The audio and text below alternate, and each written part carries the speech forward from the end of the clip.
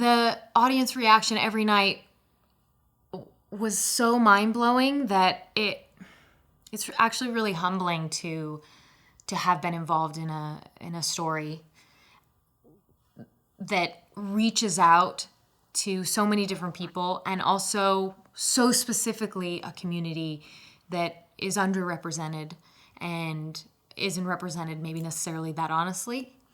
And to have people in the poly community who were seeing the show and who were just so expressing so much gratitude for this show and the performance of it, and it was an honor to be able to be involved, to kind of, I don't know, give that to them in some way. It was just a blessing to be able to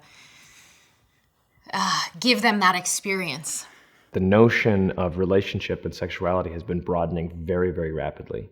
And I think that a play like this, more so than many others, is absolutely critical. Anyone with even the remotest interest in making their life better should check it out, because it teaches, in a way, a better way to approach those feelings of jealousy, feelings of inadequacy, or even just being honest with yourself. Doing this show, one of my friends came up to me after and was like, "Oh, she's like, I think I'm poly."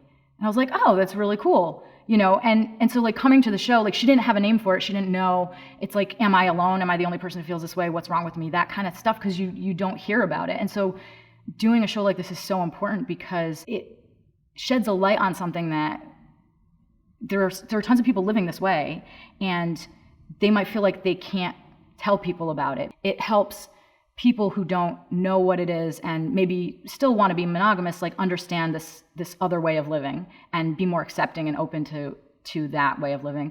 And then it lets people who are living that way see themselves represented in a positive way, in a good way.